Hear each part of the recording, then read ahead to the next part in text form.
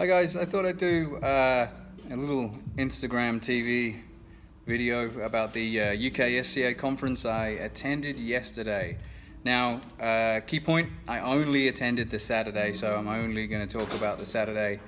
What was a pretty interesting day. It was held over at the Milton Keynes Don Stadium, so that was nice, actually being in a sports stadium, sort of kind of brought home the feel rather of being in some nondescript hotel or conference place somewhere. So that was good. It was a pretty full day with a lot of really interesting speakers. Kicking off the day, we had Duncan French, who's obviously UFC PI, and they recently put out that volume 1 of their cross-sectional analysis of the UFC athlete, which was super interesting. And he elucidated on a few things that were involved in that. And what was really interesting was him touching on weight cutting. I wish he spent more time talking about the weight cutting stuff, because that's an area for me that's really interesting and we really need to dig into in order to build safe practice.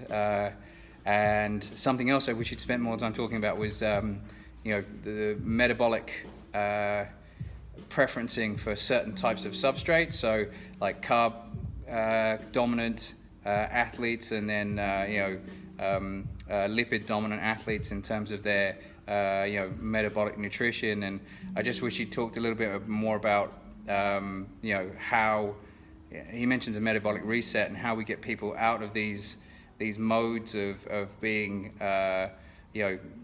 lent towards certain substrate usage, and how we can help fix that. And it's a problem that comes from secular weight cutting, that guys will cut weight and cut out carbs from their diet, and then suffer really poor intensity training sessions because they don't have the right energy substrates to depend on, and it just ends up as a big metabolic mess. And what his suggestion is for maybe fixing that situation and helping athletes there. And it's some really good stuff on the preparation, and it aligned with a lot of my thinking on fight preparation and how athletes need to sort of have a holding pattern of switching between general prep and specific prep, and then once the fight date's announced, they can approach the fight and use appropriate peaking strategy to get there. So that's one way of doing that. And then after Duncan French, we had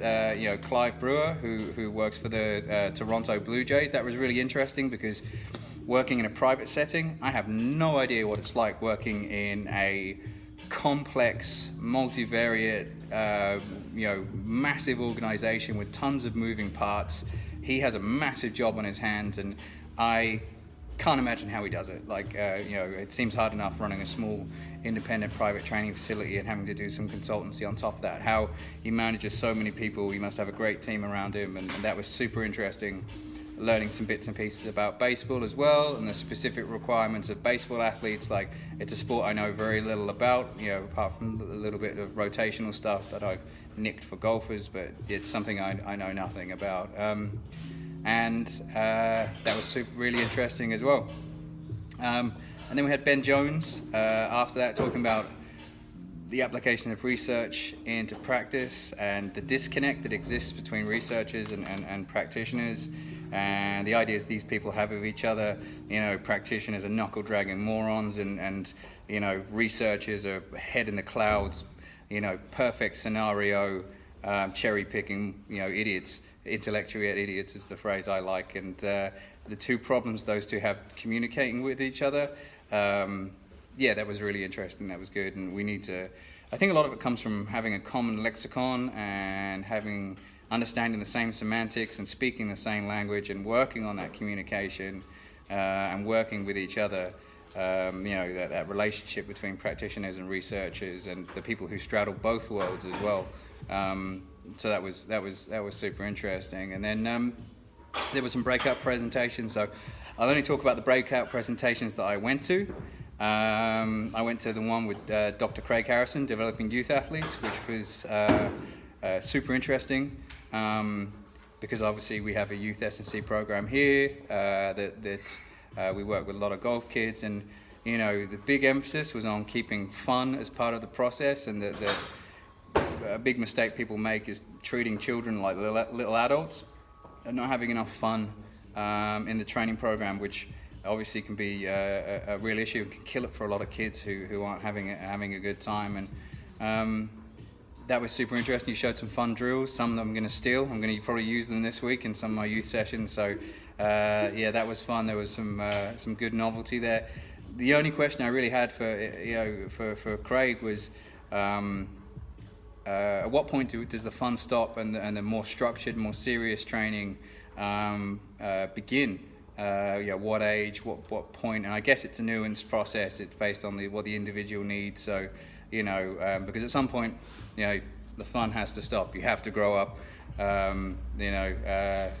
So it's just when do we migrate them to more structured training programs? So that was kind of interesting. And then VBT talk with I hope I'm not pronouncing his name wrong. Hiroshi Hasegawa. That was interesting. Coming over from Japan to talk about VBT. A little bit dry. Obviously, non-native speaker, so it makes life a little bit hard for him to perhaps give more nuance. It was interesting to learn about the history of VBT and how that's changed over time, and kind of where it's going, and where I'd like to see it go. I'd love to see devices in the future that can measure eccentric velocity as well. That would be very useful for me, and that's kind of perhaps where he mentioned it was going. That one was definitely more for the academically minded. And then after that, it was, one of the key speakers of the day was Bartholomew. Those of you who know me know that I really enjoyed reading Conscious Coaching, and really, really interested in that material and applying, psychology and learning about Jungian archetypes and learning about the more self-destructive habits some athletes have when it comes to training. How can we navigate certain archetypes? And he made very clear the point that you're not pigeonholing people. You're using archetypes to help inform the direction of training and where things are going. So and just help work with potentially difficult people. And the idea that fundamentally, if you're treating everyone the same, you're making a big mistake, because you need to coach the individual a lot of the time and learn how to deal with individuals, and making that mistake of treating people perhaps how you were treated as an athlete and thinking that this is the right way to do things. And it's just there's nuance in behavior, and I think there's a big area to explore here. Like, I've leaned a lot on Jordan Peterson's work and how big five traits and stuff can influence athlete training, and a lot of coaches deal with their athletes on a sort of one-to-one level, and everything is more nuanced, whereas he's suggesting perhaps have a strategy for different people, and some of the strategies you can employ to get athletes to do what you want to do, or get them to buy in, and what's a short-term strategy, perhaps a poor idea that will get you maybe gains initially, but then you won't get that buy-in in the long term, and then perhaps strategies to use to get that buy-in in the long term. So that was super interesting. Brett just perhaps was a bit rushed. I think he only had 50 minutes to speak, so it seemed like it was a longer talk that perhaps needed an hour and a half. It was super interesting. At that point, it was time to go home and come in here. So I had to be in here this morning super early to do some bits.